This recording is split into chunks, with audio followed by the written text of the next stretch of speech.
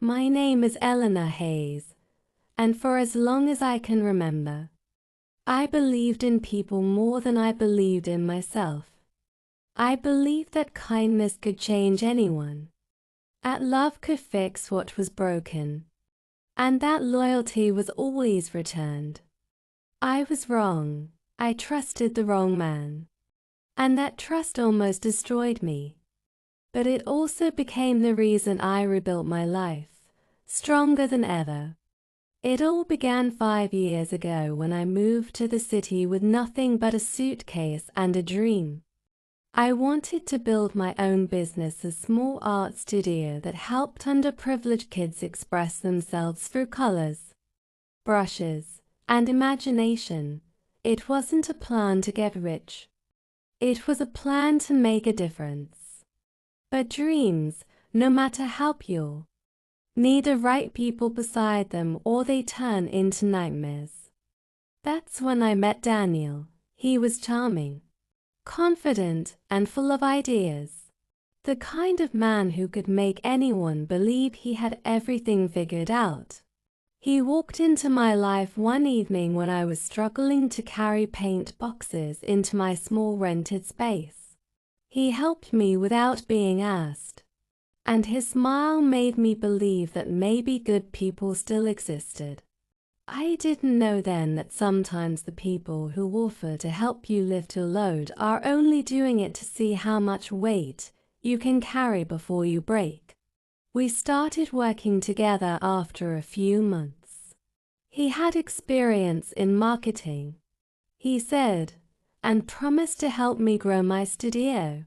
He spoke with passion about my vision, and soon I found myself trusting him completely. He was there every morning, unlocking the door before me, greeting the kids, helping me with paperwork, and even bringing me coffee. I didn't realize how easily trust can blind you when your heart craves support. As time passed, the studio grew. We started getting recognition, local sponsors, and even small grants. The kids were happier than ever, and for the first time in my life, I felt like I was building something real.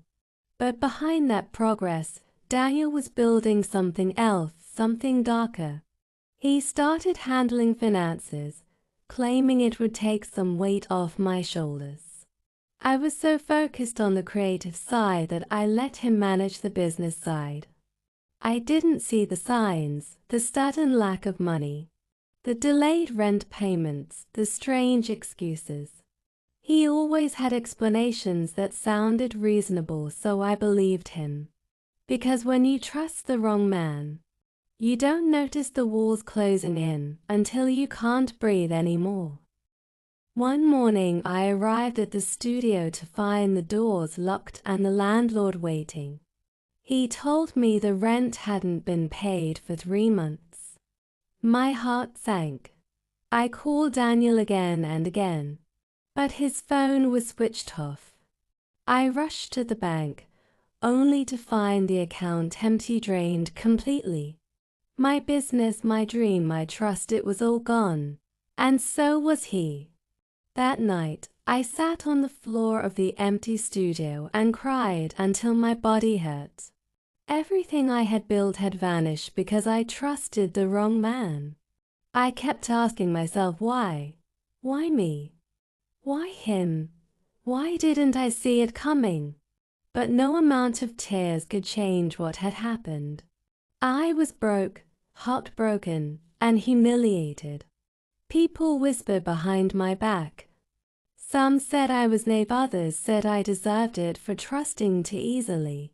And maybe they were right. But one thing they didn't know, I was still breathing. And as long as I was breathing, I wasn't finished yet. It took me months to recover, both emotionally and financially. I moved into a small apartment and took up a part-time job at a house to survive. Every morning, I passed by that locked studio building. It was painful, but it also reminded me that pain could be fuel if I chose to use it. I started sketching again, drawing late into the night after long shifts. I poured every ounce of hurt, betrayal, and rage into my art. My sketches became darker, deeper, more honest, and slowly, something changed. People started noticing my work. One afternoon, a woman came into the cafe where I worked. She was quiet, gentle, and kept staring at the paintings I had hung on the cafe wall. She asked who made them. When I told her they were mine, she smiled and said, "You don't just paint with your hands, you paint with your scars." That one sentence changed everything. She turned out to be an art curator for a well-known gallery downtown. She offered me an opportunity to bid my work. I almost said no. I was scared, failing again, but something inside me whispered that life only gives you second chances if you're brave enough to take them. I accepted. The day of the exhibition, I stood in front of my paintings, trembling. Each frame held a piece of my story: betrayal, heartbreak, loss, and healing. I didn't paint pretty pictures. I painted truth, and truth, I learned, was far more beautiful than perfection. People didn't just look at my art, they felt it. Some cried, some smiled, and many thanked me for sharing something real. That night, for the first time since Daniel vanished, I felt free. The exhibition's success led to more opportunities. Commissions, interviews, collaborations, doors started opening again. But this time, I was different. I didn't chase validation. I didn't need someone to hold my hand. And I didn't mistake charm for character. I learned to trust actions, not words. And slowly I built everything back stronger, wiser, and more authentic. 2 years later, I got a call from an unknown number. When I answered, I froze. It was Daniel. His voice was softer, weaker, almost desperate.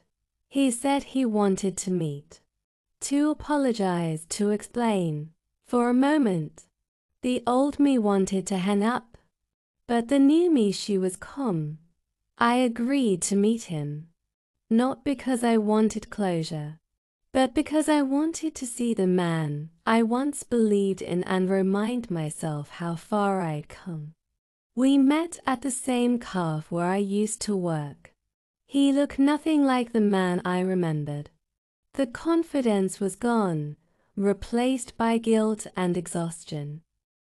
He admitted everything: how he'd gotten greedy, how the money had blinded him, how he'd lost everything afterward. He told me he had been living with regret ever since. I listened quietly, my heart strangely peaceful. When he asked for forgiveness, I smiled and said, "I already forgave you. Not for you, but for me. Because hate keeps you tied to the past and I've moved on." He broke down. I didn't, because forgiveness, I learned, doesn't mean forgetting. It means freeing yourself from what tried to destroy you. After that day, I never saw Daniel again. But I walked away with something far more powerful than revenge: peace. Life had tested me in the cruelest way. But it had also taught me that sometimes losing everything is the only way to find yourself. The wrong man took everything I had, but in doing so, he gave me something greater: strength, clarity, and purpose. Now, years later, I stand in my own art center, a bigger, brighter, stronger version of the dream that once crumbled. The walls are covered with paintings that tell stories of resilience, courage, and hope. Kids still come here, just like before, and every time I see them smile, I remember that the storm didn't destroy me, it shaped me. People often ask me how I found the courage to start again. I tell them the truth: courage doesn't appear when everything is perfect. It appears when everything is falling apart, and you still choose to stand. I was broken once, but I chose not to stay broken. I trusted the wrong man, but I became the right woman because of it. So, if you've ever been betrayed, abandoned, or used, don't let it define you.